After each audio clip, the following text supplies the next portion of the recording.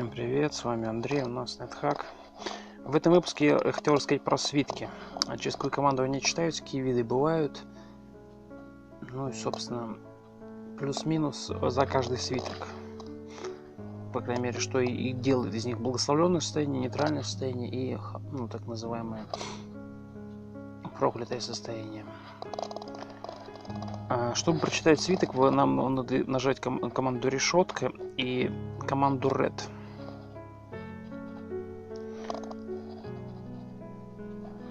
У меня она забинжена на кнопочку R. Собственно, вот нам предлагают, что вы можете прочитать. Обычно читают именно свитки и книги. Также можно прочитать. Но в данном выпуске я расскажу именно про свитки. У меня в данный момент их в открытом инвентаре нету, чтобы вам показать. Вот, собственно, поехали. Бывают виды свитков, собственно. Это, чтобы вам получше было видно, это свиток идентификации, свиток света, чистый свиток, почта. Что касаемо почты, это между игроками в онлайн режиме она происходит. То есть, если вы подключаетесь к серверу NetHack, играете с ПК-версии, то эта почта, она именно там. Зачарование оружия, зачарование брони, снятие проклятий, сбить с толку монстров. Так называемая конфузия. Уничтожить броню, огонь. Свиток единственный, который не разрушается огнем. Обнаружение еды, обнаружение золота. Магическое картографирование, напугать монстров.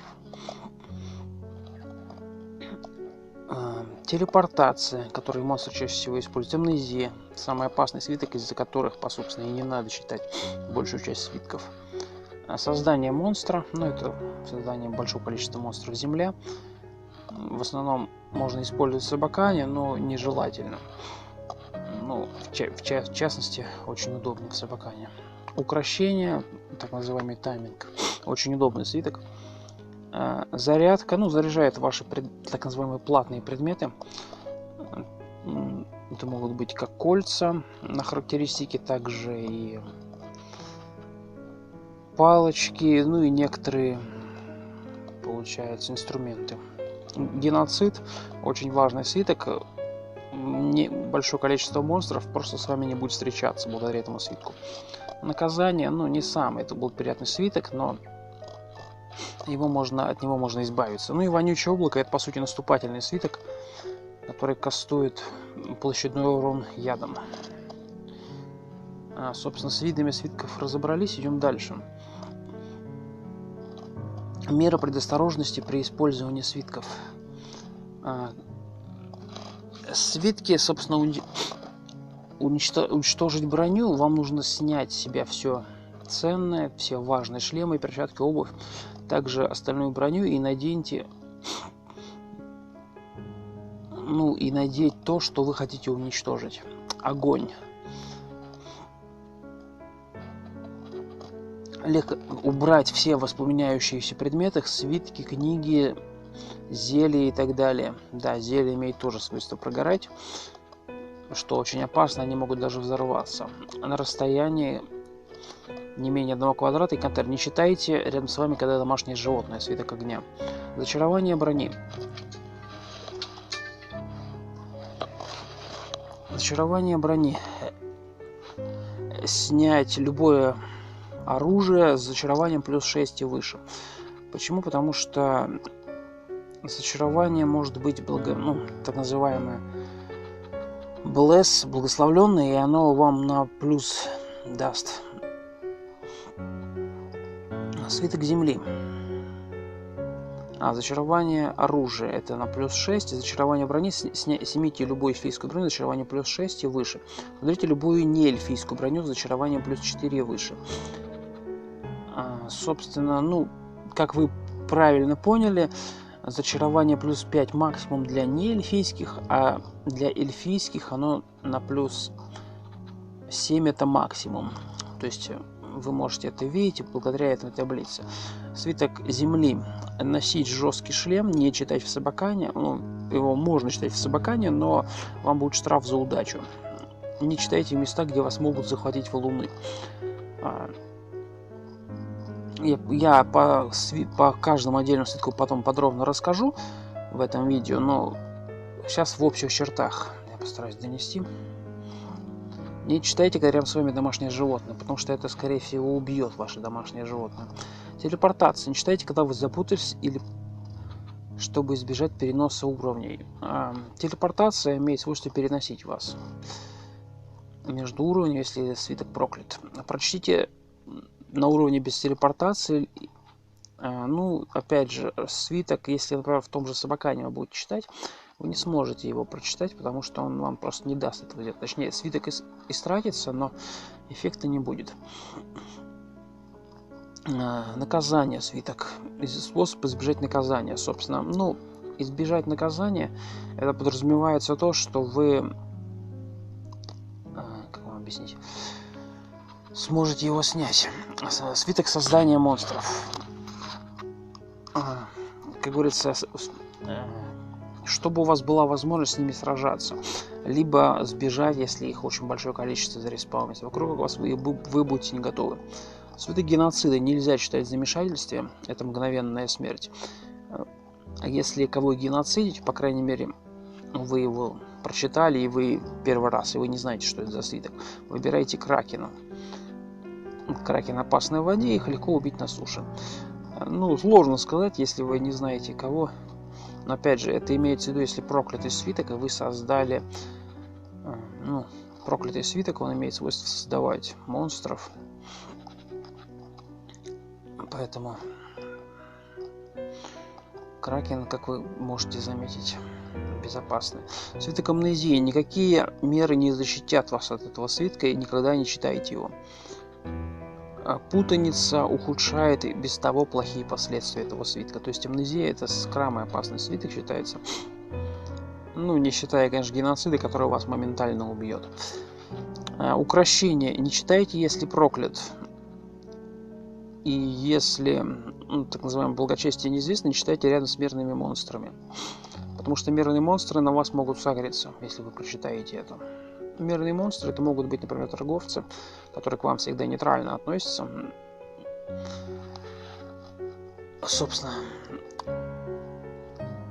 автоидентификация свитков — это то, что идентифицироваться автоматически при прочтении. Это амнезия, чистая бумага, свиток зарядки, земли, огонь, геноцид, идентификация, магическое картографирование, наказание, вонючее облако. Оно идентифицируется автоматически после прочтения. А остальные свитки можно будет написать, ну, если они не идентифицировались автоматически по надписи. Это создание монстра, когда вокруг вас появились новые монстры. Обнаружение золота, если присутствует золото и оно не проклятое. Свет, если вы не слепой, и вы видите этот свет. Телепортация, если благословленный, вы можете улететь достаточно далеко. Ношение доспехов, как и уничтожить и зачаровать броню, это, собственно, влияет на свиток уничтожить и зачаровать броню. Свиток зачарование оружия, если вы владеете оружием, если он не проклят. Обнаружение еды — это если присутствует еда на уровне. Обнаружение монстров, если вы читаете свиток укрощения. И никогда вы не сможете его автоматически идентифицировать, если этот свиток сбить с толку монстров, снять проклятие и напугать монстра. Напугать монстра — это скар монстра, я по нему отдельно буду еще говорить, но я, в принципе, по нему уже даже отдельное видео у меня по нему есть.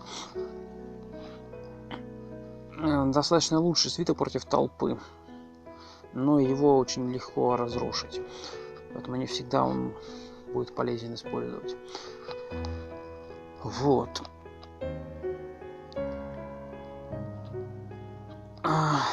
Собственно, быть новичком. Но быть новичком, оно чуть будет дальше. Это пословица. Я сейчас вам сразу об этом скажу. Быть новичком — это условие одного из персонажей, которого не набрали 2000 очков и...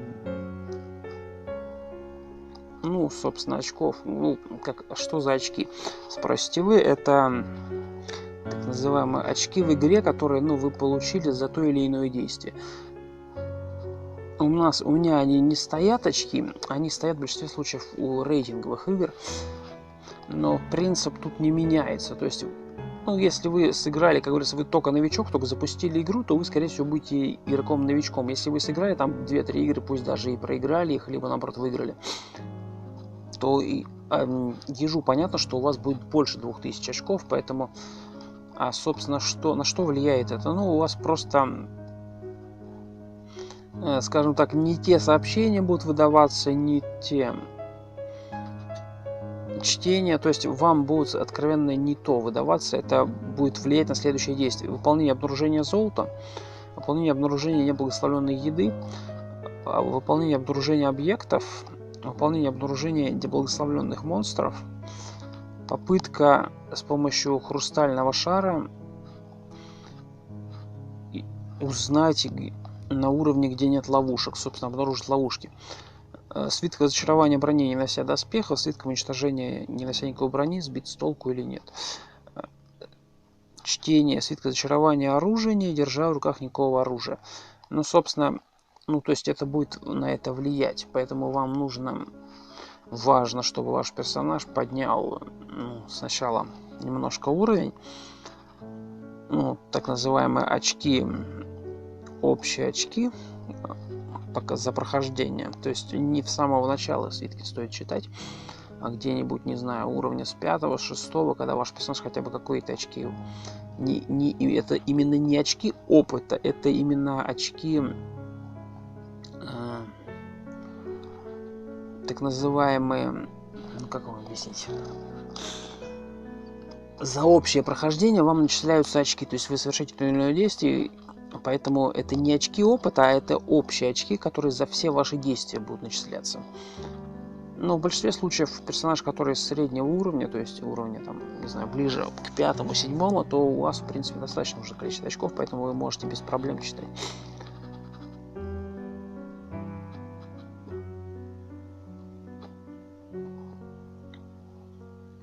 Свиток, чары брони, проклятые, непроклятые, благословленные. Собственно, что они из себя представляют, что они делают в этих проклятых, непроклятых. Ну, собственно, непроклятые улучшает вашу броню на +1. Если она проклятая, она становится непроклятой.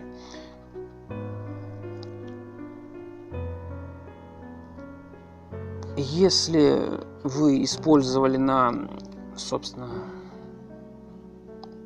тут не указано. Вот, если броня представляет собой чешую дракона, она станет кольчугой из чешуи дракона. Я, собственно, об этом говорил, но я это ни разу не использовал в своих видео пока что, потому что у нас не было чешуи дракона. Факт в том, что она именно так и работает. То есть вы как бы благодаря этому свитку, непроклятому зачарованию брони, можете перевести вашу чешую. Чешую она дропается с дракона с неким шансом на, грубо говоря, следующий этап в доспех. Благословленный свиток зачарования брони, он зачаровывает... Чешуя дракона становится кольчугой дракона того же цвета, а ее чары увеличиваются на +1. Собственно, то же самое, как говорится, что и предыдущее, но улучшение на +1, оно, конечно, не всегда полезное.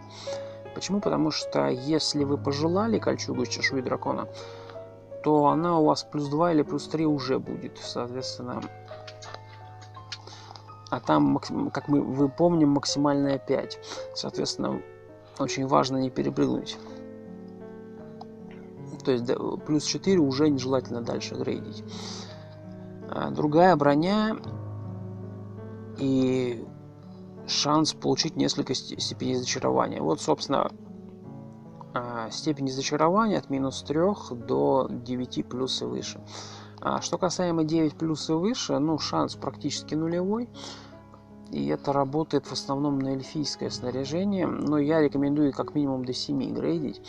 Именно эльфийское снаряжение. Остальные нет смысла ставить больше. Если ваше текущее снаряжение +9 и выше, вы получите шанс +1. Если у вас ниже, получаете 1. Плюс случайное число от 0 до... тут, собственно, расписано. Если проклятый свиток вы прочитаете зачарование брони, ваш доспех, во-первых,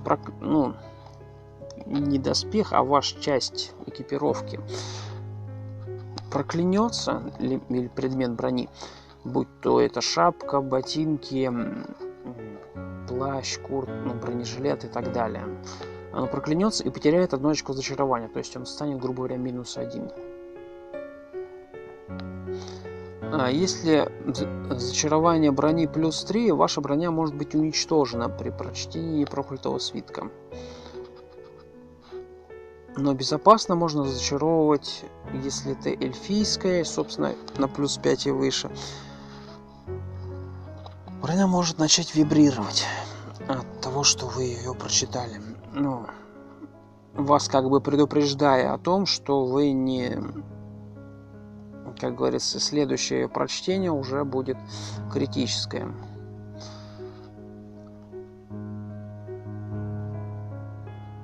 Когда в замешательстве, вот самое важное, собственно, чтение непроклятого свитка зачарования брони в замешательстве устранит эрозию на одной части брони и сделает броню устойчивой к эрозии. Что такое эрозия? Эрозия — это для металлической брони это сопротивление ржавчине, для неметаллической брони это сопротивление огню. Поскольку это не увеличит зачарование брони, это не подвергает риску испарения. Испарение, мы только что говорили, броня может, часть брони вашей экипировки может исчезнуть просто при зачаровании.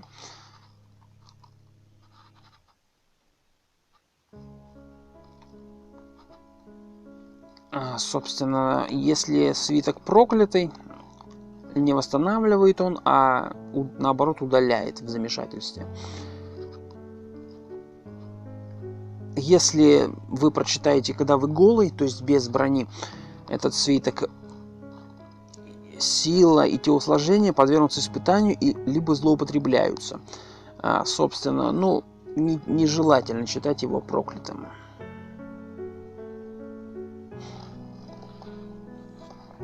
По крайней мере, у вас злоупотребление силы и телосложения, то есть вам, по сути, в -1 его сделают. Следующий свиток — это у нас свиток света. Нет, это не свет, это у нас огонь. Как вы можете увидеть, у меня он подписан как свиток огня. Свиток непроклятый, свиток огня, создает огненный взрыв в радиусе 3 на 3 с центром на игроке. Именно поэтому огонь очень опасен. Его эффективнее использовать дистанционно, подальше от вас. Это наносит 2-3 урона огнем, и всем монстрам вокруг вас удуваются, если существо имеет сопротивление холоду, но не огню. Например, синее желе. Действует как слабый огненный шар. Он кипятит зелье, повреждает изношенную броню, сжигает свитки и книги заклинаний в вашем инвентаре. Вы не подвержены воздействию, если вы огнестойки, и ваша броня безопасна, если огнестойка. Собственно, мы только что останавливались по огнестойкости брони. Это свиток зачарования брони делается через замешательство. Также можно через разрушение брони делать, через свиток, как мы делали в одном из видео. Можете посмотреть в прошлом. Чтение проклятого свитка имеет тот же эффект, что и непроклятый, но наносит каждой цели только 1-2 повреждения. Собственно, крайне неэффективно. Тут нужно именно благословленную версию использовать. Чтение благословленного свитка позволяет вам сосредоточить взрыв на ближайшем видимом квадрате, с ограничением, что и свиток вонючего облака, мы на нем остановимся позже. И взрыв нанесет 15, 20 или 25 урона. В общем и целом, огонь эффективнее использовать именно благословленные версии. А чтобы избавиться от слизи, как у меня будет сказано ниже, нужно использовать на себя, то есть непроклятый свиток. Если вы читаете книгу в замешательстве и не обладаете огнестойкостью, вместо этого вы потеряете, имеется в виду, скорее всего, свиток. Если вы читаете свиток в замешательстве и не обладаете огнестойкостью, вы, скорее всего, потеряете 1 хп без какого-либо влияния на свой инвентарь или перчатки. Этот свиток никогда не будет уничтожен огнем. который воздействует на переносные предметы, например, эффекты, возникающие действия огненных жезлов либо огненных ловушек. Взрыв огня сжигает всю слизь, которую вас покрывают. То есть, переводя на русский язык, если у вас заразились болезнью ослизнения, вот у меня была такая ситуация, я вам про нее рассказывал ранее, про зеленую слизь, можете полистать в плейлистах, она присутствует. Мой персонаж погиб из-за того, что я не знал, как избавиться от этой зеленой слизи. Вот один из способов, как от нее избавиться. Кроме того, поскольку он огнеупорный, его можно переносить в геноме, не разрушая огненными ловушками. Ну, это про свиток имеется в виду.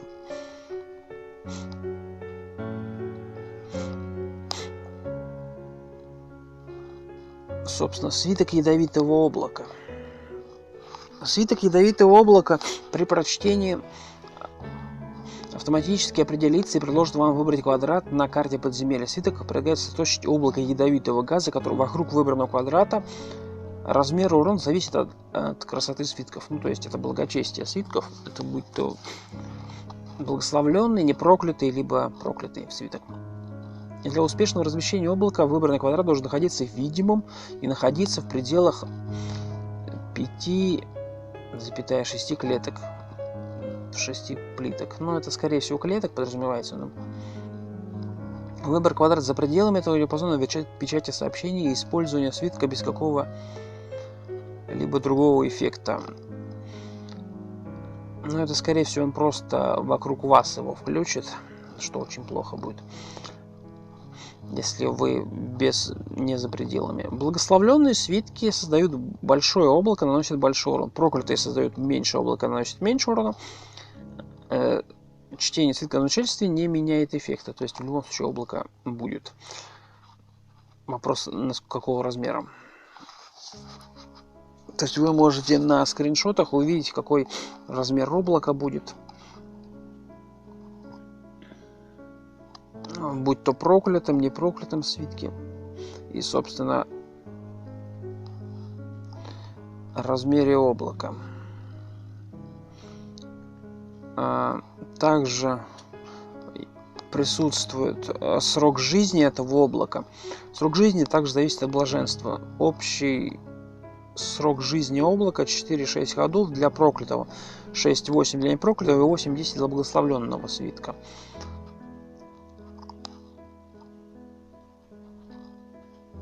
Область, которая покрыта вонючим облаком, обозначены монстры, обозначенные решеткой, собственно. Ну, решетку, да и видите, присутствует здесь. Монстры, попавшие в облако, включая вас, получат урон, если только они не являются ни живыми, ни дышащими и не имеют сопротивления яду.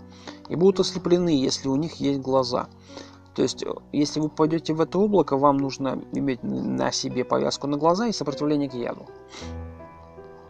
Мирные монстры, попавшие в ядовитый газ, станут враждебными, в зависимости от того, получили ли они урон или нет. Монстры, убитые ядовитым облаком, созданные при прочтении вами свитком, считаются убитыми вами в целях получения преимущества, таких получения опыта, а также применимых наказаний, включая за них убийство. По-русски говоря, это вам засчитают за убийство, если вы убьете монстра с помощью этого облака. Следующий свиток — это у нас свиток геноцида. Один из лучших свитков, крайне эффективен, всегда используется. Чтение свитка автоматически его унифицирует, независимо от того, решите вы устроить геноцид или нет. Монстры никогда его не будут читать. Благословленный свиток вы можете загеноцидить класс монстров. Ну, в большинстве случаев геноцидят личей, в большинстве случаев геноцидят пожирателей разума, в большинстве случаев геноцидят троллей. Также можно загеноцидить нимф, загеноцидить этих гигантов, чтобы всяких минотавров вам не встречать. Большое количество гигантов. Вот. Непроклятый свиток геноцид какого-то конкретного. Например, нимфы бывают 3 типа. Это лесная, равнинная, если не ошибаюсь, и водная. Вот, и вы загеноцидите только один тип нимф, например, лесную нимфу загеноцидите, если у вас свиток будет не проклятый. Если вы будете в запутанности, вы геноцидите собственную роль, вызывая мгновенную смерть. Ну, то есть в запутанности, то в замешательстве, так называемая конфузия, нельзя читать этот свиток, потому что вы себя просто уничтожите. Проклятый свиток призывает 4-6 монстров выбранного вида. Так называемые монстры, созданные таким образом, несут в себе никакого инвентаря. Это очень удобно, если вам нужны конкретные монстры для, например, для их убийства. Скажем, в большинстве случаев используются для драконов, чтобы сделать себе доспехи.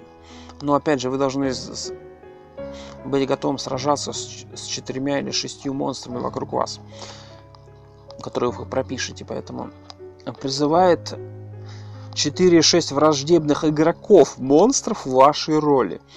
То есть враждебных, то есть вы, грубо говоря, своих клонов призовете, которые вас, скорее всего, будут убивать.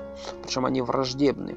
Можно, конечно, на них прочитать свиток приручения и тем самым воспользоваться этим. Но, опять же, не факт, что на них еще подействует. Монстры, созданные таким, не несут никакого инвентаря.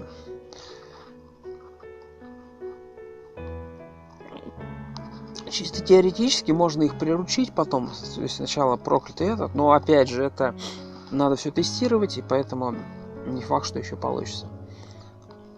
Про приручение свиток я скажу чуть дальше. Свиток наказания. Свиток наказания один из самых отвратительных свитков. Он наказывает вас, приковывая к вам железный шар, сковывая ваше движение.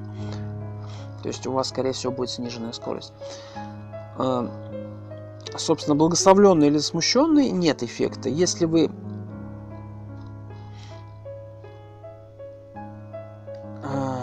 прочитали непроклятый свиток, вы будете наказаны.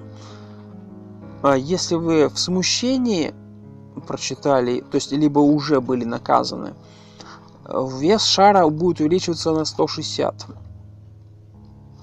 Ну, 160, грубо говоря, вес, который ставится в игре. Ну, нам он никак не отображается, но это до хрена, можете поверить. Это, грубо говоря, практически как легкий доспех весит. И 360 это как тяжелый. Проклятый, собственно, вы будете также наказаны, если первый раз его прочитаете. Если вы уже будете наказаны и прочитаете его вновь, вес вашего шара железного увеличится на 320. То есть это откровенно много. Но вы должны, когда вы его прочитали, снять, потом читать свиток снятия проклятий, либо использовать жезл открывания, либо заклинание соответствующее,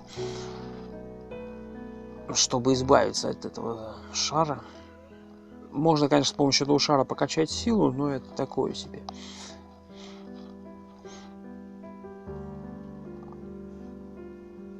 Свиток зарядки. Собственно, у меня есть по нему отдельное видео, можете, если вам интересно, подробнее остановиться. При чтении свитка зарядки автоматически идентифицируется, а потом предложит игроку выбрать предмет в своем инвентаре. Если предмет является платным, про платный предмет я говорил ранее, это, ну, грубо говоря, палочки, грубо говоря, кольца на атрибуты, либо предметы из так называемые инструменты, которые можно заряжать. Например, та же сумка трюков, те же шары, всякие кристалл-балл, например, колокол открытия и так далее. То есть то, что можно перезаряжать. Например, та же лампа, перезарядить ее, например, масляная лампа перезарядить с помощью этого. Но опять же, то непроклятый свиток предоставит дополнительный заряд, если это возможно, и увеличить счетчик зарядов на 1. Благословенный свиток имеет более высокую вероятность увеличить заряды предметов до максимума. Ну, собственно, понятное дело, нужно использовать именно благословленную зарядку. А проклятый свиток обнуляет количество зарядов и уменьшает счетчик, и увеличивает счетчик зарядов на 1. То есть, если вы использовали проклятый свиток, получается, зарядки, то вы просто себе, грубо говоря, убили предмет. Потому что в большинстве случаев например, у той же палочки больше одного заряда я обычно не ставлю. А если вы прочитали проклятый свиток, то вы просто уничтожили свой предмет. Если вы читаете в замешательстве, непроклятый свиток установит вашу текущую энергию на максимум. И если вы были полны энергии до прочтения свитка, то увеличит вашу текущую энергию на 6d4. Это у нас получается от 6 до 24. Если благословленный свиток. Или 4d4, это от 4 до 16, если не проклятый. А затем установит свой максимум. И энергии на этом количестве. Если свиток был проклятый, текущая энергия уменьшится до 0. То есть вы не увеличите свой максимум энергии, а просто обнулите свою энергию. Свиток приручения, так называемый тайминг. Это полезный свиток, он используется для, собственно, можно использовать в критических ситуациях его, но в большинстве случаев он используется для вашего ездового животного, чтобы вы могли приручить его и спокойно использовать. Чтение непроклятого свитка приручит соседних монстров рядом с вами, если они пройдут проверку сопротивления к магии. Это аналогично заклинанию очарования монстра. По заклинанию мы потом будем говорить с вами. Я за него отдельное видео буду писать по заклинаниям, по всем. Но это будет позже. Если не забуду, конечно. Применение стандартное ограничение на размещение домашних животных рядом с вами.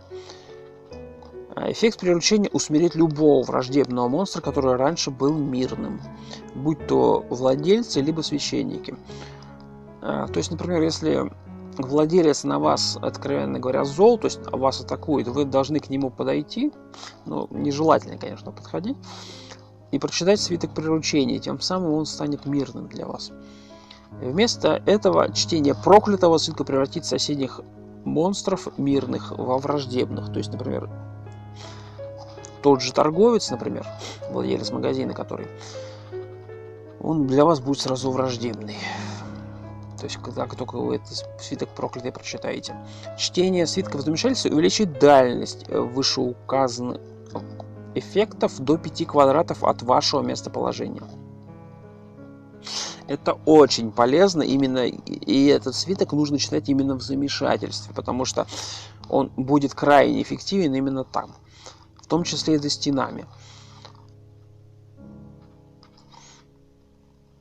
Если свиток прочитан и монстры не затронут, то ничего интересного не произойдет, и вам будет предложено ввести ими позже. Во всех случаях, если вы поглощены, эффект будут применены только к поглощающим монстрам, а не к ближайшим другим монстрам. Поглощены, у меня есть отдельное видео по поглощателям и как с ними бороться. Какие вообще типы бывают и как с ними бороться. Но если вкратце, нужно использовать замедление монстра палочку, либо заклинание, либо кольцо медленного пищеварения. Вот. В общем и целом, по поводу этого свитка, эффективнее всего его использовать именно в замешательстве. Потому что дальность до 5 клеток, то есть вы на огромной дальности просто толпу можете откровенно зачаровать. Понятное дело, что они должны пройти проверку сопротивления магии, но все же. Свиток Земли. Чтение свитка Земли автоматически идентифицирует его, и бросает валуны вокруг или на читателя, в зависимости от его красоты. Непроклятый свиток создаст 9 валунов, 8 вокруг и 1 на голове. В то же время, как благословленный создает 8 валунов вокруг вас, не уронив ни одного вам на голову. А проклятый создаст 1 валун, который будет висеть над головой читателя. Если у вас есть стена или дверь, куда обычно попадет валун, этот валун не будет создан. Если читать свиток замешательства, это свиток... Из свитка будет выпадать несколько камней на квадрат вместо валунов. Используя тот же шаблон, основанный на красоте свитков. Ну, по-русски говоря, в замешательстве это крайне опасный свиток. Особенно если вы его читаете не проклятым, потому что он вас просто может убить. Потому что если у вас над головой будет, грубо говоря, несколько камней, то вы просто они вам все на голову попадают. Валун упал... Чтение свитка земли на уровне Сабакан перед решением этого этажа уменьшит вашу удачу на 1. Ну, собственно, про удачу я говорил. У меня по удаче есть отдельное видео, если интересно, можете посмотреть. По Сабакану, кстати, тоже. Чтение свитка на уровне разбойника. Это квестовый уровень разбойника. План стихии, он дальше идет. Мы его еще не проходили. Это один из так называемых элементальных уровней. Не возымеет никакого эффекта, за исключением плана Земли. Ну, то есть вы не сможете защищаться земляным свитком, кроме земляного плана. Насколько мне известно, есть план огня, есть план воздуха и есть план воды. Ну, собственно, вот есть еще план Земли. Но опять же, они будут, когда вы будете высокого уровня. Валун, упавший на монстра, наносит 1d20 единиц урона. Это от 1 до 20 единиц урона. И может разбудить шумом ближайших монстров. Если вы носите жесткий шлем, например, из металла, он отскакивает и наносит всего 2 пункта урона. Поэтому эффективнее носить именно металлические шлемы. Свиток земли не наносит урон аморфным, фазовым, бестелесным и нетвердым монстрам. Ну, что могу сказать по этим монстрам? Аморфные — это, собственно, какое-нибудь желе, не желе. Фазным, так называемым, ну, эти ксорн какой-нибудь, который, или вот тут же на плане Земли, эти элементали Земли. Бестелесно, что-то типа призраков, нетвердым. То же самое желе можно запихнуть в это. Разумные монстры могут читать свиток в наступательных целях, но будут читать только в 10% случаев, если на них не действуют валуны или они не носят жесткий шлем. Монстры не будут читать в областях, где свиток не имеет никакого эффекта. Собственно, вот почему у нас большое количество камней, когда мы встречаемся с гигантами. Вот, собственно, гиганты по ним ходят, потому что они больше этих камней. Вы не можете по ним ходить. Их нужно разрушать, либо двигать. Но мы сталкивались уже с этими камнями.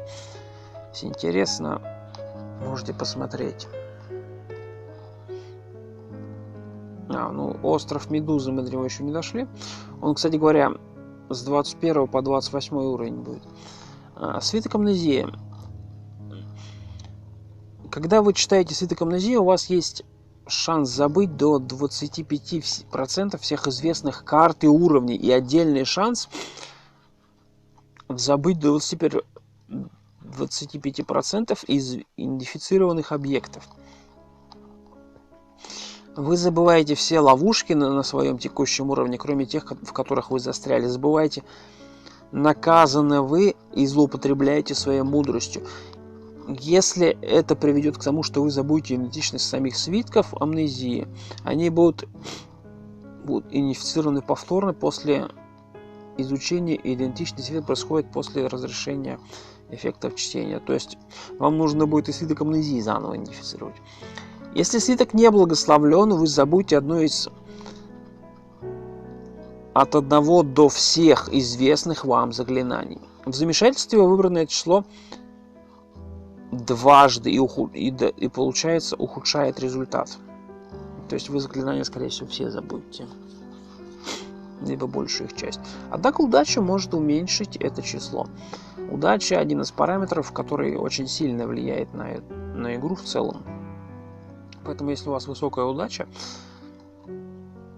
как по удаче у меня есть отдельное видео, либо какой повысить тоже, ну, либо вы, например, носите камень удачи, и вы недавно встречались с вашего цвета единорогом, и накидали в него камней драгоценных, то ваша удача должна быть на максимуме.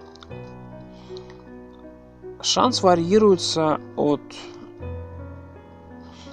1,11 при минимальной удаче минус 13 до 1,7 при нулевой удаче и 1,3 при максимальной удаче плюс 13. Если количество уменьшается, вместо того, чтобы забыть заклинание, вы забудете от 1 до n заклинаний, когда каждое заклинание потерянное злоупотребляет вашей мудростью в дополнение к единому разу гарантированного чтения свитков. Если свиток проклят или вы не запутались, вы забываете весь текущий уровень. В противном случае вы забудете только 6 деленные на текущий уровень. Карты Собакана не могут быть забыты. В общем и целом, это очень плохой свиток, его не рекомендуется читать. И именно из-за этого свитка, по сути говоря, ну и еще из-за разрушения, из-за огня, читать свитки в большинстве случаев нежелательно, потому что они будут негативные. Свиток создания монстра. Создание монстра в благословленном виде создает вам 1 монстра, в непроклятом создает от 2 до 5 монстров. В проклятом виде он создает от, грубо говоря, 14 до 17 монстров. Ну, достаточно большое количество. Обычно монстры все вокруг вас. То есть это около 9-8 монстров. Монстры также могут прочитать этот свиток. И свиток идентифицирует сам себя, как только создается монстром. А в смущение можно получить 13 кислотных капель. Вот, наверное, самое эффективное через смещение его читать. Особенно если у вас нет сопротивления к яду. Но проблема в том, что кислотные капли вам нужно будет их использовать для снятия окаменения, потому что лучше уж урон кислотой получить, нежели вы окаменеете, вы просто проиграете автоматически. Так называемое превращение в статую. Это при встрече с Кокатрисом. Плюс с кислотных капель есть шанс того, что вы просто сможете сопротивление яду себе апнуть. Ну да, конечно, там урон кислотой, но у вас можно защититься от кислоты. Использовать, например, свиток Апрон. Не свиток, а экипировку Апрон, которую она идет в виде плаща. Либо пройдет существо, которое сопротивляется кислоте.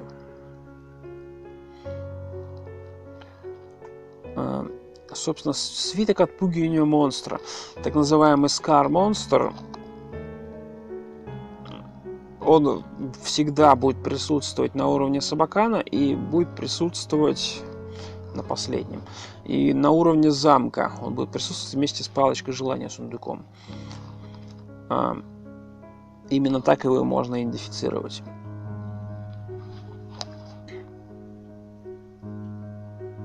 Свиток испуганного монстра можно использовать несколькими образами. Его можно прочитать, а можно использовать на земле. На земле эффективнее.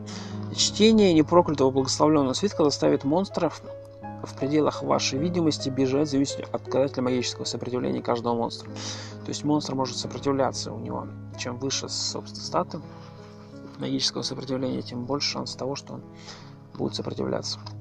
Если вы запутались или свиток проклят, монстры в пределах видимости вместо этого просыпаются, становятся непарализованными и не напуганными. Это если вы читаете свиток, так называемые запугивания монстров. Если свиток лежит на земле, когда вы стоите на площади, большинство монстров испугаются и убегут, вместо того, чтобы вас атаковать. В отличие от Элберета, это работает на мирных монстров, домашних животных, слепых, людях, эльфах, минотавров. Что очень важно.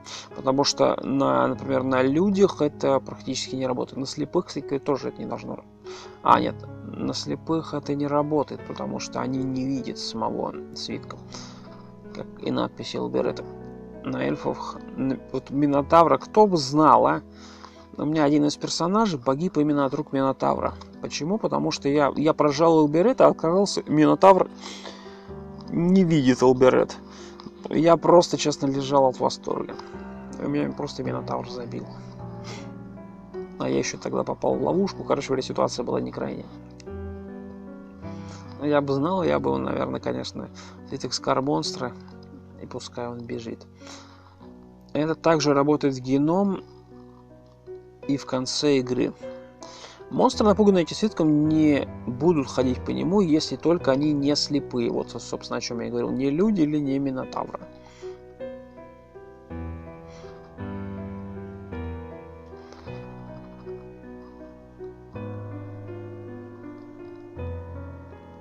Стоя на этом свитке, вы не напугаете ангельских существ, всадников, владельцев магазина, в их собственных магазинах, священниках, в их собственном храме и волшебника Эндора. Но это ваш главный враг подземелья, которого вам нужно забрать амулет. Если вас монстр поглотил,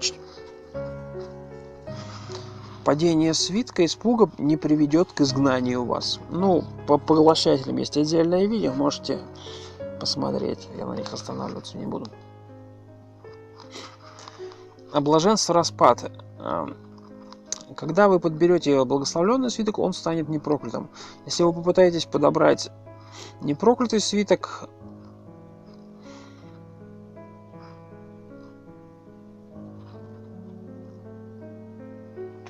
он в общем и целом, ну, он будет, если вы попытаетесь потом еще раз положите непроклятый свиток на землю, он станет уже проклятым, когда вы попытаетесь его поднять. Точнее, не когда вы пытаетесь поднять, а когда просто вы его положите, он поменяет полярность. Тем самым вы его не сможете поднять, он распадется. Поэтому очень важно, чтобы Скармонстр, так называемый устрашение монстра, был именно благословленной версии, чтобы вы могли его поднять. Потому что если он будет не проклятой версии, вы просто положите свиток, и вы потеряете его. Потому что он станет проклятым, и он потом при поднятии он просто рассыпется.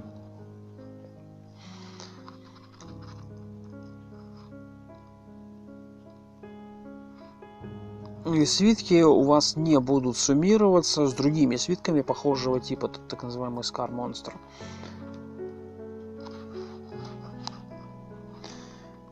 Переходим к следующему.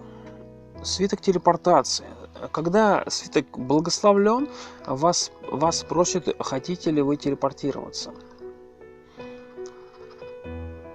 Ну, для телепортации вообще лучше всего использовать кольцо телепортации, либо перк, контроля телепортации. Именно контроль телепортации очень сильно будет решать. Вы можете просто прыгать с огромной скоростью через все. Если свиток не проклят, они телепортируют вас в место на том же уровне. Если он проклят, они будут телепортированы на другой уровень. Ну, просто вы, грубо говоря, с первого на второй перелетите. Если у игрока есть управление телепортацией, он всегда будет спрашивать, хочет ли он телепортироваться, куда он хочет телепортироваться. В противном случае телепорт станет неуправляемым, и новое место будет выбрано случайным образом. Всегда безопасные места на текущем уровне равновероятны. Смотреть телепорт уровня для неконтролируемого перемещения уровня. Чтение свитка телепортации вмешательства с контролем позволит игроку выровнять телепорт и выбрать уровень, однако это зависит от удачи. На самом деле, вот это вот интересная ситуация. Чтение свитка телепортации в замешательстве с контролем позволит выровнять телепорт и выбрать уровень. То есть вы чисто теоретически можете между уровнями прыгать благодаря телепортации, если вы находитесь в замешательстве. Но это зависит от удачи, конечно. Телепорт может быть случайным. Хотя наличие удачи плюс 11 приведет к успеху. Ну, это понятно. То есть, если предмаксимальная удача, то шанс придет к успеху. Если нет, вы просто не сможете перепрыгнуть. Амулет Эндора влияет на использование свитка в телепортации. При его ношении есть шанс того, что ничего не произойдет, и вы получите сообщение, что вы дезориентированы. Это всегда происходит.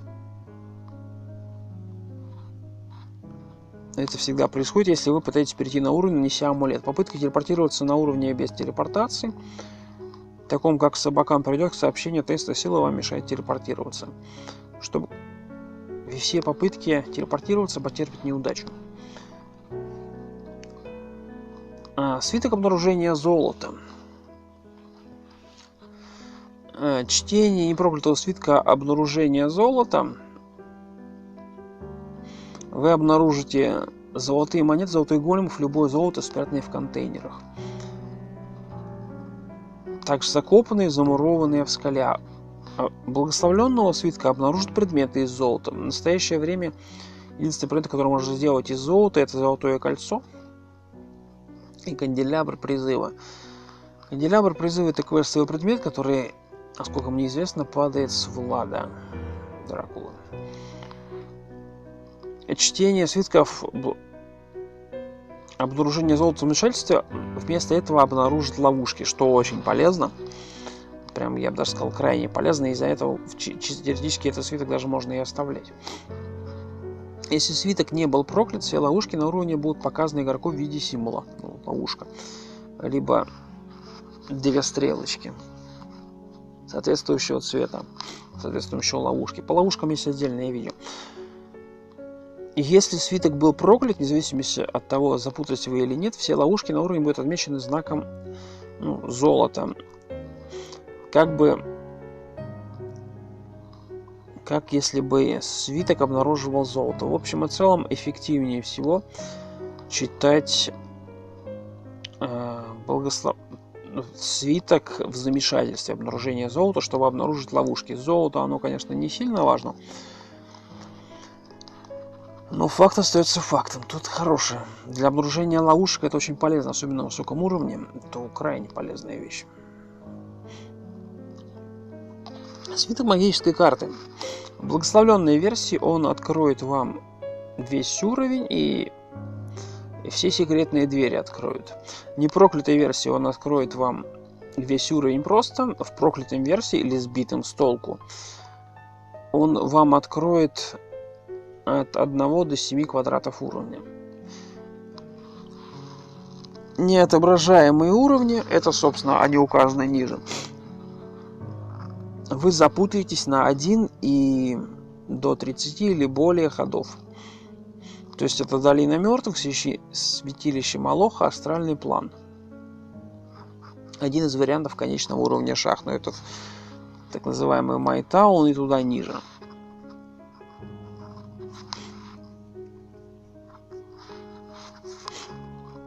Поэтому это считается неотображаемым уровнем. Я уверен, почему долина мертвых проклятая, но не суть. Свиток обнаружения еды. Свиток обнаружения еды показывает, не проклятый свиток, показывает местонахождение всех съестных припасов на уровне, в том числе на земле в инвентарях. Если свиток благословленный, вам также покажут оценку еды.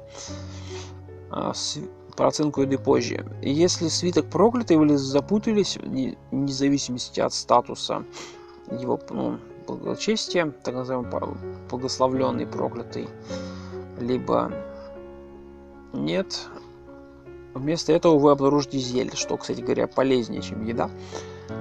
Обнаружение еды или зелья с помощью этого свитка автоматически идентифицирует его. На самом деле, вот свиток еды, который у нас представлен в данный момент обнаружения ее, обнаружение зелья крайне полезно. Почему? Потому что зелья, они нужны всегда, то есть,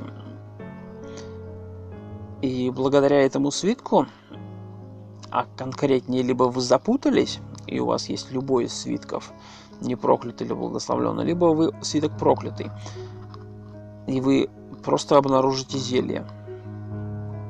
Поэтому конфузия, которая представлена, она крайне полезная. Собственно, оценка Что такое оценка? Собственно, если в 2 словах, вам подсказывает, насколько порченные трупы. И перед тем, как съесть его,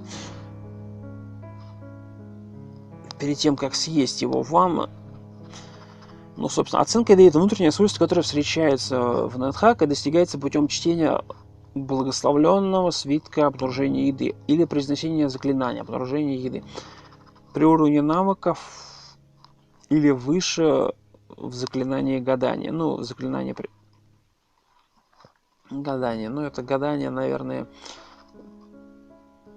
не знаю. По заклинаниям мы будем позже разбираться. Я подготовлю, возможно, отдельное видео.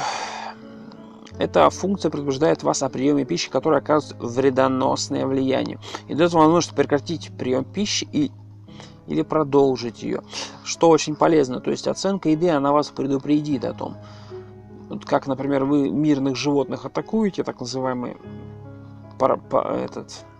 параноик. У вас, если стоит он, то есть вы мирных животных не атакуете. То есть вас спросят, вы реально хотите атаковать там мирные животные? И вас спросят, да, нет, как говорится, или выход из этого сообщения.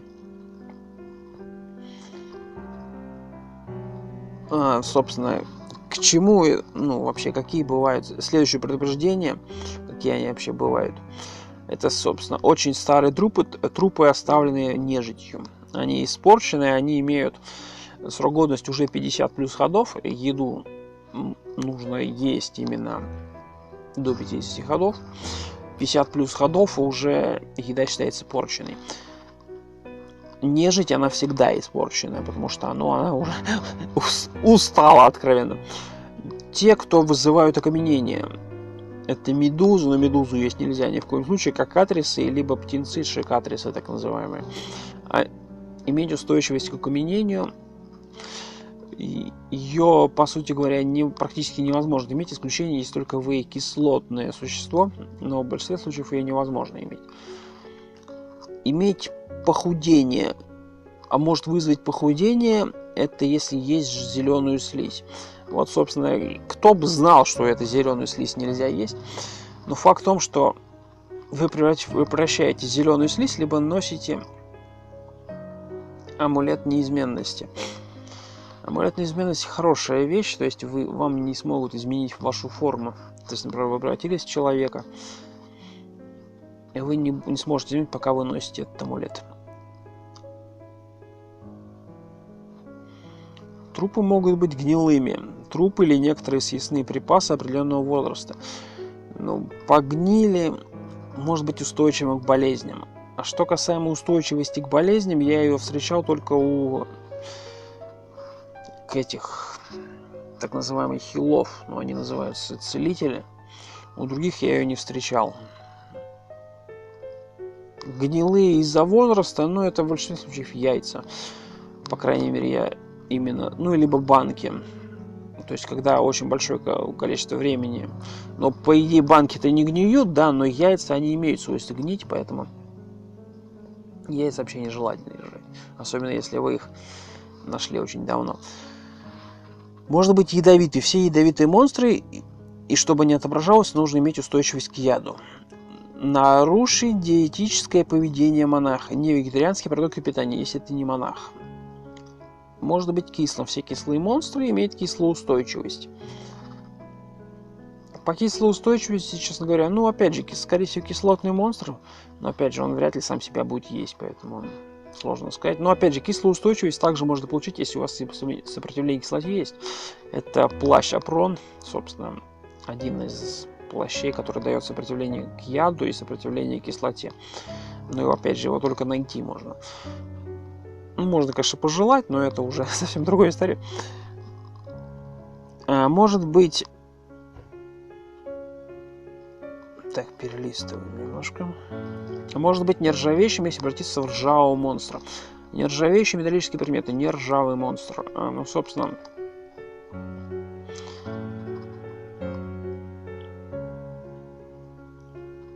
Поедание металлических предметов, если вы не ржавый монстр, так называемый.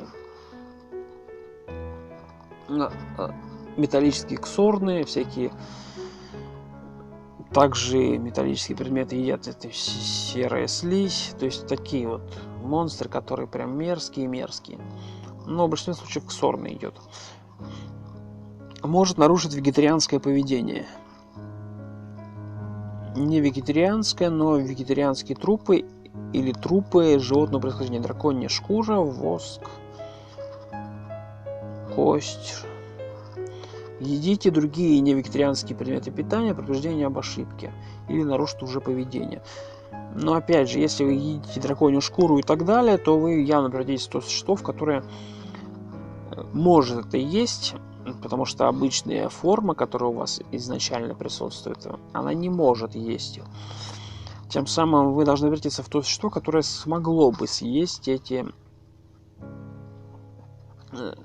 существа. Таких существ я, честно говоря, не знаю. Их надо отдельно гуглить. Но, насколько мне известно, например, кости есть точно нельзя. Воск, кожу есть можно, шкуру вроде как тоже может есть. Этот желатиновый куб, если не ошибаюсь. Воск, не знаю, вряд ли. Вы можете нарушить вегетарианское поведение, мясные продукты. И уже нарушил поведение или ел пищу, не являющуюся трупным мясом. Собственно, понятно. То есть вегетарианское поведение — это ближе к монахам, если либо вы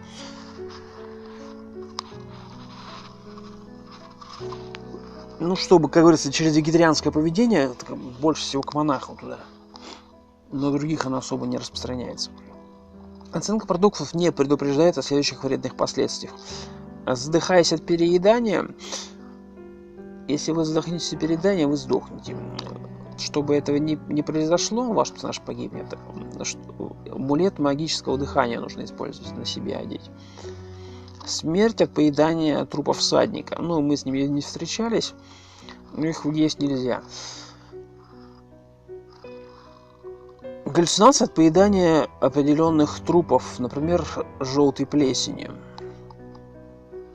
Да, желтая плесень, конечно, это отдельная тема. Ее есть можно, если это необходимо, но вам нужно будет снять галлюцинации эти несчастные. Глушающие эффекты от летучих мышей у сталкеров. Тоже их есть можно, если прямо уж голод. Но опять же, вам нужно снять стан. Это, собственно, по оценке еды. Свиток замешательства. Чтение непроклятого свитка замешательства заставит ваши руки светиться красным. И следующий ваш удар собьет с толку, то есть законфузит монстра. Если только вы не находитесь в форме, у которой нет рук. Вам предложат назвать свиток. Эффект суммируется с другими непроклятыми свитками, также с применением заклинания замешательства монстра. В зависимости от вашего уровня навыков в заклинании чар. По заклинаниям мы позже будем разбираться. Поэтому сейчас пока заклинанием сказать сложно что-то. При этом интенсивность свечения показывает, сколько вы используете эту способность. Благословленный свиток еще от 2 до 9 или только одно использование. Если у вас есть как минимум 40 использований.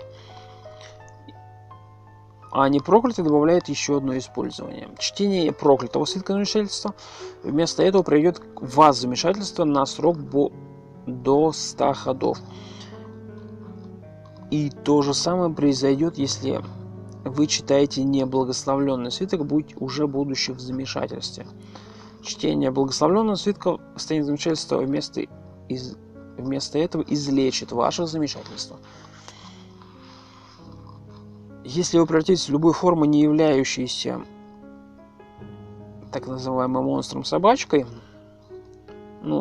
с руками и ногами, грубо говоря, чтение свитка блаженства также сбивает вас с толку на срок до 100 ходов. При ударе по монстру руками, оружием в руках, пока хранятся заряды, замешательства использования расходуются. Монстр должен пройти проверку на свое сопротивление к магии, приходя в замешательство, если он проваливает проверку. Этого не происходит, если целевой монстров уже сбить с толку. Собственно, повторно сбить его с толку, наверное, не получится, судя по всему. То есть, например, если, как я, например, существо отправил в сон, повторно отправить его в сон можно, он должен из него выйти. Это уже самое замешательство. Ну, по сути говоря, свиток можно смывать смело. Замешательство монстра, конечно, прикольная тема, но он по вам может все равно бить. Опять же, эффективнее использовать, конечно, заклинание. Свиток разрушения брони. Чтение этого свитка разрушает ваш плащ, нательный доспех, рубашка, перчатки, ботинки, щит, если вы его читаете. Собственно, проклятый нацелен таким образом, что он вас еще и оглушит на 10-19 ходов и понизит чары вашей брони на единицу. Если они меньше 7, минуса 7, то он ее просто уничтожит. Если вы читаете свиток без доспехов, ваши силы и телосложения будут нарушены. Если вы не новичок, у меня по новичку мы ранее говорили, поэтому останавливаться не будем, свиток будет идентифицирован. У вас возникнет странное ощущение, потом оно пройдет. Чтение проклятого свитка в состоянии замешательства удаляет защиту от эрозии с части врагов, с части брони, нацеленной так же, как указано выше. Чтение проклятого свитка в состоянии замешательства вместо этого применит защиту от эрозии части брони, но не восстанавливает ее, если она была повреждена. А чтобы восстановить, нужно использовать свиток зачарования брони, находясь в замешательстве. Не проклятый. Либо благословленный. Ну, лучше, конечно, не проклятый.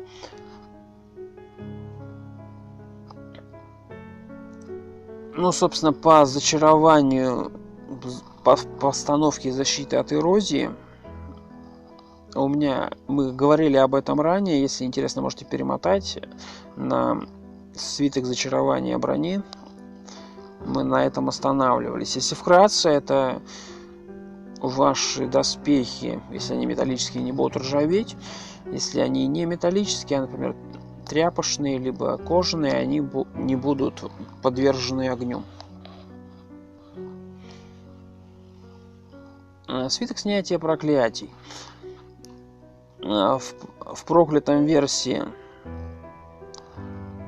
вы просто, получается, безнаказанный, не снимаете наказание с себя. В непроклятой версии вы снимаете с себя наказание. И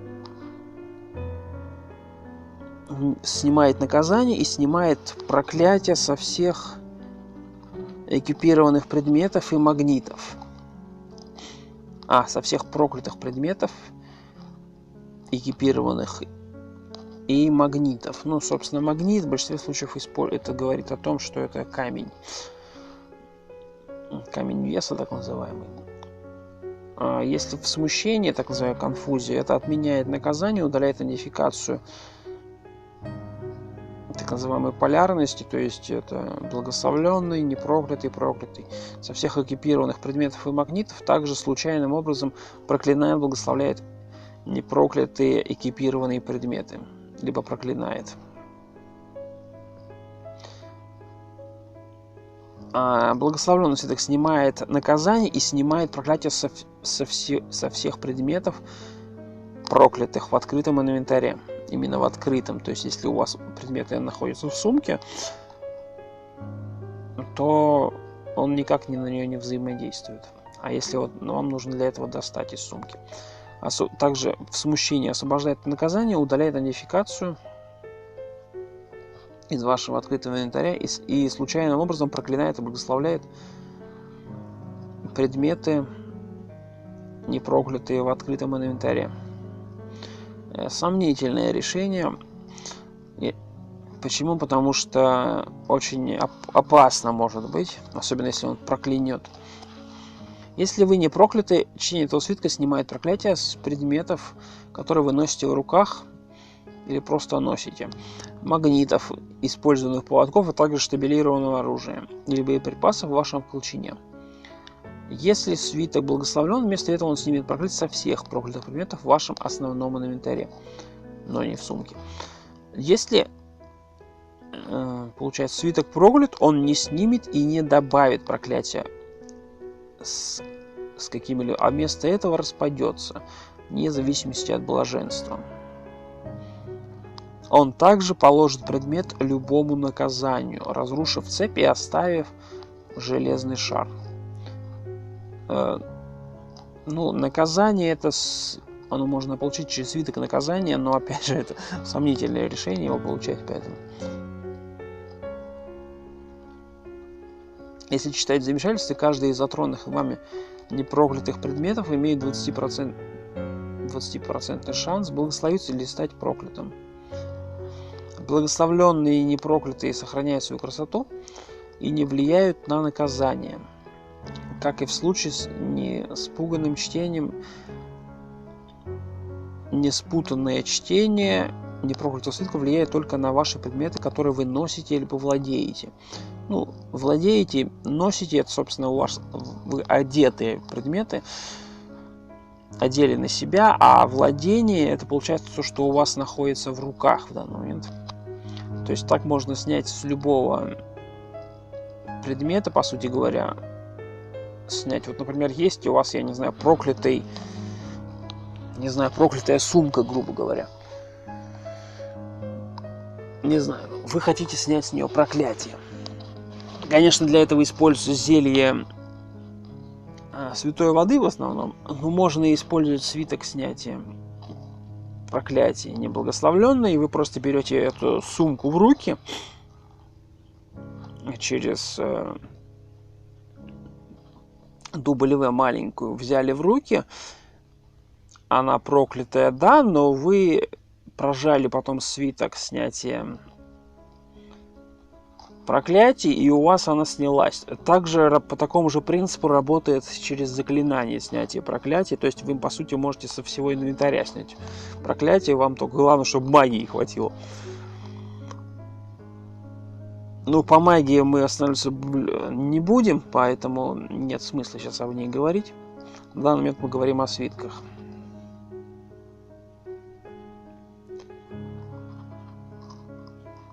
Собственно, переходим дальше. Свиток улучшения оружия. При чтении этот свиток меняет зачарование вашего текущего оружия, включая инструменты, такие как гномьи кирки, кирка обычная и рог единорога.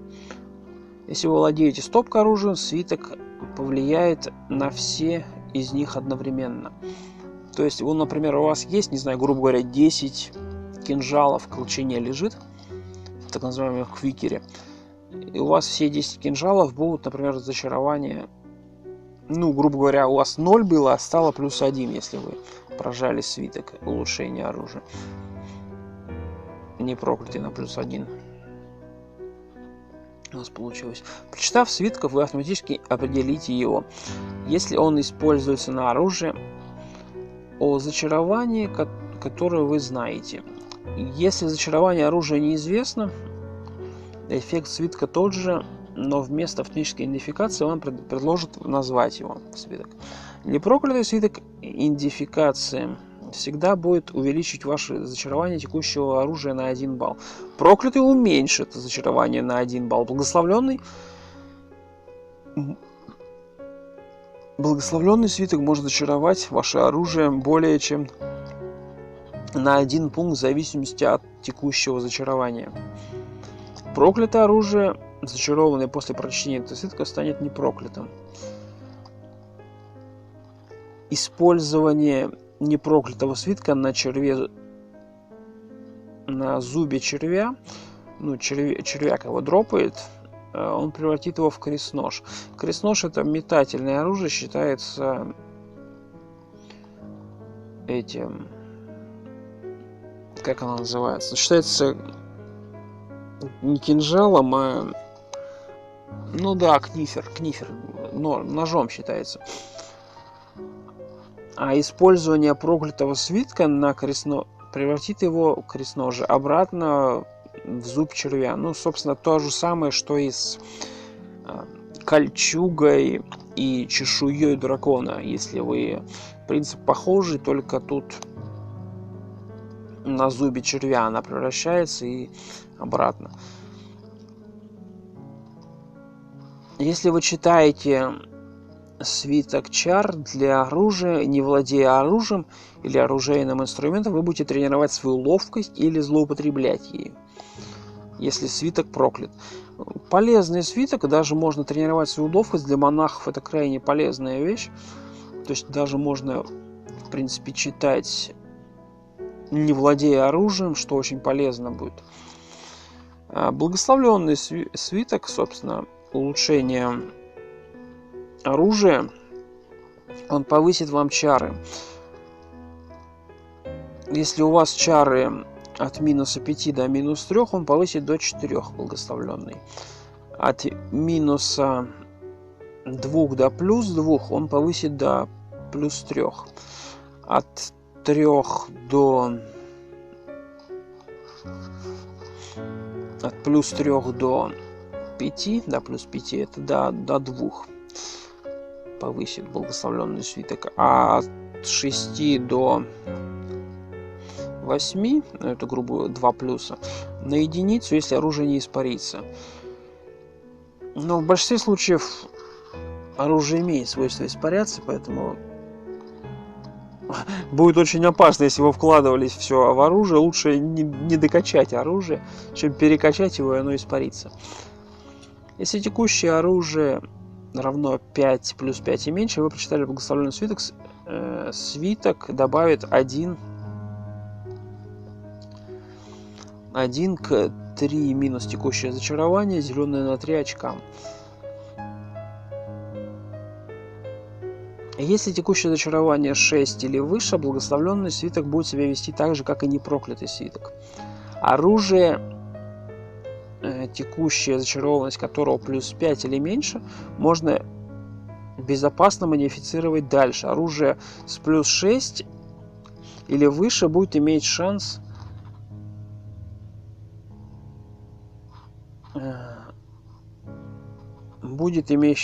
вместо этого испариться при зачаровании. Оружие с плюс 9 или выше имеет только один шанс получить еще одно очко зачарования. Но это я, честно, не представляю. Если вы раскачаете его, конечно, это будет классно. Проклятый свиток улучшения оружия уменьшает зачарование вашего текущего оружия на 1. Все артефактные оружия, кроме Стинга и Оркриста, собственно, Стинг это у нас получается кинжал. Ну, это считается артефактным оружием. По артефактным оружиям у меня есть отдельное видео. Первое. Оба эти предмета можно назвать самому. Первый это двуручный меч. Ну, не двуручный, он как удлиненный получается меч. Буард вроде называется. Буард этот лонг, если не ошибаюсь. А Стинг это, собственно, даггер. Вот.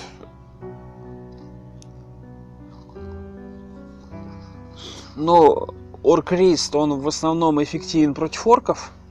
Ну, Стинг тоже против орков эффективен, но опять же, вам нужно, чтобы ваш персонаж умел им пользоваться. В общем, кроме Стинга и Оркриста будут сопротивляться этому в 9 из 10 случаев. Оружие с показателем минус 6 и ниже имеет шанс испариться. Ну, минусовое зачарование на оружие по понятным причинам ломается, грубо говоря. Когда вы считаете его в смущении, вместо этого повлияет на статус эрозии этого оружия. Непроклятый свиток разрушит ваше оружие и исправит любые существующие повреждения. Вместо этого проклятый свиток удалит защиту от эрозии. То есть, чтобы зачаровать ваше оружие, вам нужно использовать, то есть защитить ваше оружие, будь то оно деревянное либо металлическое, вам нужно использовать непроклятый свиток в замешательстве. А проклятый свиток удалить зачарование. Ну, проклятый свиток нет смысла использовать.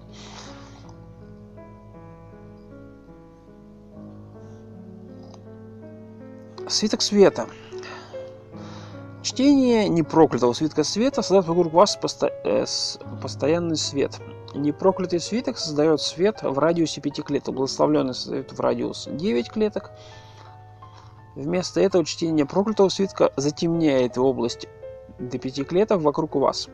И в любом случае это определит свиток. Чтение свитка замешательства создаст вокруг вас радиус тьмы, соответственно, блаженство вашего свитка. Будь то проклятый, непроклятый, либо благословленный. Однако у вас есть 1 к 5, вместо этого вызовет светового монстра. Чтение непроклятых свитков создает желтый свет в замешательстве. Проклятый свиток в замешательстве создаст черный свет. Свиток не будет определяться и автоматически, если монстр создастся. Следующий монстр — это свиток идентификации. Один из самых часто используемых свитков. Свиток идентификации всегда безопасный для чтения, но непроклятые свитки гораздо полезнее. При чтении свиток автоматически идентифицируется, раскрывает полную личность хотя бы одного выбранного предмета. Самый лучший — благословленный свиток идентификации. В вашем открытом инвентаре. Если свиток идентифицируется количество предметов меньше, чем количество неопознанных предметов в инвентаре, игрок выбирает, какие предметы идентифицировать. Если свиток прочитан в замешательстве, он автоматически идентифицирует себя без какого-либо дальнейшего эффекта. В замешательстве его читать нет смысла. Если свиток благословлен или не проклят, он будет идентифицировать 1, 2, 3, 4 или все предметы в инвентаре с вероятностью каждого числа, указанного в таблице ниже, так как проклятый свиток будет идентифицировать только один предмет. Если удача игрока положительная, благословенный свиток будет идентифицировать как минимум 2 предмета с вероятностью 3 и 5, чтобы идентифицировать больше. Собственно, ниже представлена таблица, что благословленный свиток имеет выше шанс что-то идентифицировать.